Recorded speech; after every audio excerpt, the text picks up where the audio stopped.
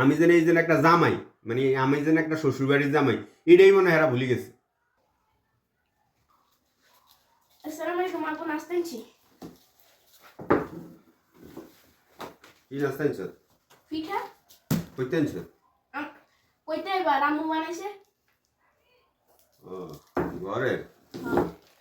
আমি তার মনে হচ্ছে তো নানা কইতে দিছি নাকি না। আসসালামু আলাইকুম।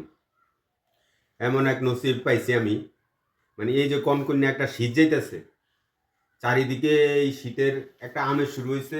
এর মধ্যে যে শীতের পিঠা পায়েস, এই যে রসের নাস্তা, বাফা পিঠা, তারপরে আমাদের আঞ্চলিক ভাষায় কয় সাইনা পিঠা, এই যে এত কিছু যাইতেছে। শ্বশুর শাশুড়ি আছে, শ্বশুরবাড়িরা আছে, শ্বশুরবাড়িরা একটু ফাড়াইবো, একটু খামু, একটু মানে আয়েস করে একটু শ্বশুরবাড়িতে শীত নাস্তা ফাড়াইবো, এটা খামু। এই কপাল আর হইল না আমার। ওই কিছু কইলেই কয় কি, কয় ফাটাইছে কবে, কয় আমি নাকি তখন বিদেশ আসছিলাম। তো আমি বিদেশ আসছিলাম, আমি তো আজকে 6 বছর বাইতে অন আর কেউ ফাটাইতে পারে না। তো এই যে প্রতিদিন ওই যে বই কি করবো, বই আর কোনো উপায় না পাই, ওই যে বই আমার ওই যে এই যে মানে শীতল ফিডা আমার ইয়া দেয়, খোলার মধ্যে এই শীতল পিঠা বানাই দেয়, আমি এড়িয়ে খাই, মানে ওই যে দুধের স্বাদ গলে মিঠানোর মতন আর কি। মানে শ্বশুর বাড়িতে তো দেয় না, এখন বই আর কি করবো।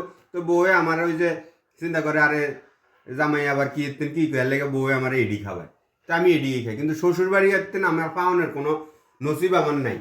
ধন্যবাদ। আসসালামু আলাইকুম।